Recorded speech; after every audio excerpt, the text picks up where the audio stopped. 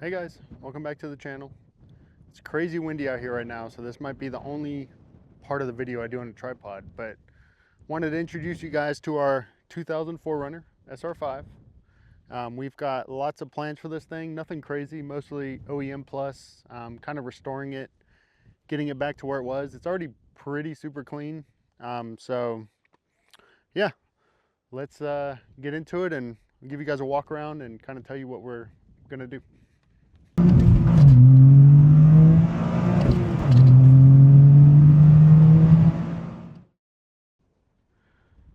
All right, so like I said, it's a 2004 Runner SR5.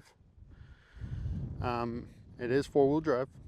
It does not have the diff locker. It does have leather interior, but we'll get to that in a minute. So this one has 254,000 miles on it. It did just have the timing belt done about 2,000 miles ago, as well as the water pump. It's stock other than the wheels and tires. The previous owner put some of these, I believe they're the 45th anniversary or 40th anniversary 4Runner wheels. I forget the year now, but yeah, they're pretty unique because they only came out in 1 year. This is actually my wife's car and she's not crazy about them, so we may swap them out eventually. But it's also got some open country RT trails, which is actually what my 4Runner has, my 5th gen. So that's pretty cool. They're a 265 70/17, which comes out to like I think it's like a 31-inch tire. But it has been in a couple accidents. There's nothing glaring that I could see that kind of indicates that. There's no misaligned body panels or anything. But the good thing about it is it's been painted. That's why it looks pretty shiny and clean. What's funny though is they painted the whole thing but the roof. So the roof isn't as clean as the rest of it, but whatever. So moving around the back here. So far we've done a few things to it already. We've owned this since December. One of them is the rear bumper. As you can see, it's the chrome one. I'm not sure if they have like a sport model, I want to say I read. I don't know a ton about the 3rd gen, but this had a black bumper on it, but it was whacked from when it had like a fender bender. So we put a chrome one on it to match the front. And I believe at some point this had a black front bumper as well, but I'm guessing with the fender benders it's been in, they just put a chrome one back on it. But it looks like it's got like brand new headlights. They look spotless. The turn signals look good. The only kind of negative up here is one of these fog lights is busted. It works, but as you can see, the lens is busted. I'll get another one. They're just kind of expensive, but yeah, I mean, it does have some leaks. I think it's leaking from possibly 2 or 3 areas, but as you all know, it's kind of hard to diagnose those without really cleaning it and then using some dye to track it down, which I plan on doing. But yeah, let's take a look at the inside. All right, so taking a look inside here, it's actually pretty clean for the mileage and the years.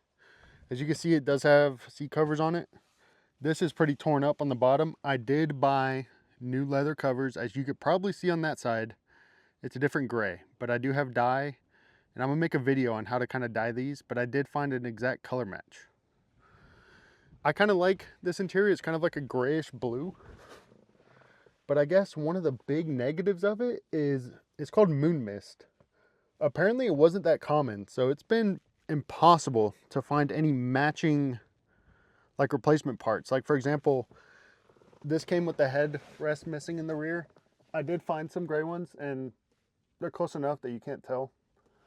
But moon mist is damn near impossible to find any colors for. So as you can see here, I already replaced this bottom.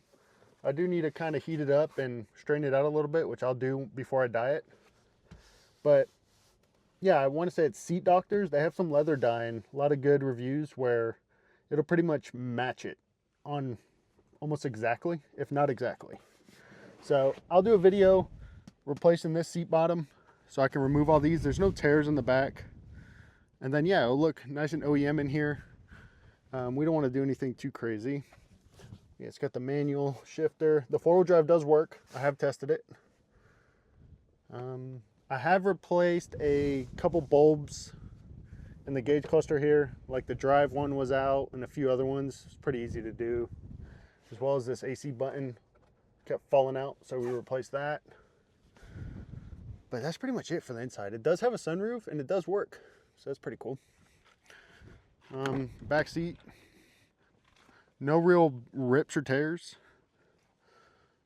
Pretty clean. This car has had a few owners. I believe we're the 5th or the 6th owner, but the good thing is it's been in Washington or Idaho its whole life. So it's got little to no rust. The only rust I'll show you is on the tailgate back here. You can see it kind of right in here. I don't know if you guys can see that. If you guys have any tips for me, I want to say you can just kind of grind this down and put some filler in there. But if you have any tips, let me know. It's a project I'm going to take on. It did come with the original floor mats, even in the front, but they were tore up and they had holes all in them, so I threw them away. But I did also replace this top bumper piece because the other one was all cracked and it was barely hanging on. And I did replace this latch. Apparently, I have a video on that if you want to check it out. These are really prone to having latch issues, and you had to slam the crap out of this thing to get it to close. So that's an Amazon one for about 30-40 bucks and closes as good as new now.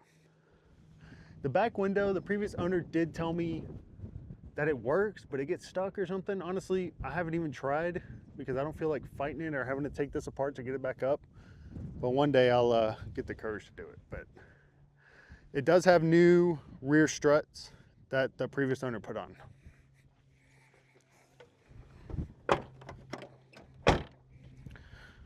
That's pretty much it for the inside. Let's talk about some things on the underside. One day later. All right, guys, before I get this thing up on a lift, just want to kind of show you under the hood. So it's all stock. It does have new plugs and wires that the previous owner did. Here's the leak I was talking about, at least one of them that's very visible. I don't know if you guys could see down there, kind of where the timing, the crank timing indicator, I think they call it, is, and all on the front of the oil pan. So I don't know if that's a cam seal, the oil pump itself, which would be a nightmare, or the pan, or it could be the valve covers dripping down. I just don't know. I did get some gaskets to do the valve covers just because it seems pretty straightforward and that's an easy way to start, and the half moons. So I'm probably going to start with that.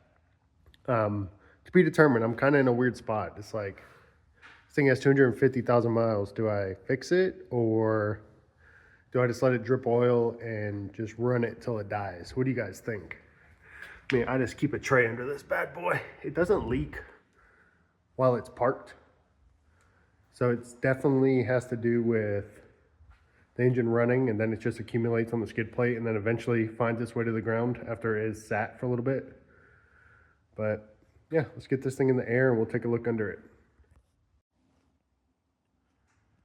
All right, got it up. Let's start tip to butt here. So as you can see, it is missing the front skid plate. I looked online, people want like $200-300 just for that front half here. They're crazy. I'll just leave this thing without it. But you can see under here, she's got some oil. It's definitely got a little leak. I don't know if you guys can see up in there. The good thing about this truck is the previous owner just spent like $3,000 on it before I got it from him. He put OEM lower control arms, OEM lower ball joints. If you're a third gen owner, you know these things are prone to failing. OEM sway bar end links. Like I mentioned earlier, he did do plugs and wires as well, and then all the fluid flushes. This thing does have a fairly new radiator. That is one good thing, is it's got a bunch of records, mostly oil changes, but also it's got a newer power steering rack, which I wish my 3rd gen was this easy to swap out, or 5th gen, sorry. It has had maintenance done in the transmission pretty regularly. I checked the fluid, it's pretty red. Shifts great. Like I said, we have some shocks and springs for this thing.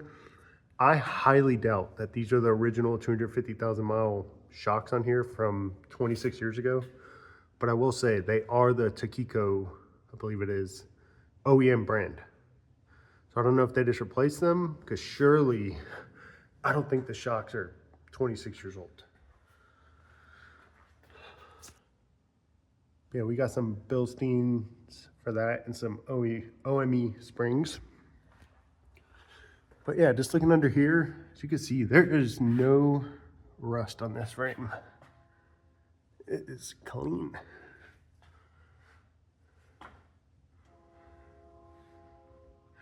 Now you can see back here, I don't know if these shocks are original, but these bushings are blown out. And these are also Takiko shocks. So I think this thing will ride way better just when we put new shocks on it alone. So yeah, I'm looking forward to doing that. This is really the only spot that has some surface rust. It's gonna wire wheel that and then put some rust reformer or something like that on it. Other than that, it's pretty clean. You can see right here, my wife and I don't either didn't like the tow receiver, so we took that off. That had a little bit of rust on it, but I'm pretty sure that's common on these things. But the spots, like where the upper control arms are, or sorry, lower control arms back here, apparently they're usually bad right in here. There's no rust up in here. So this thing's good.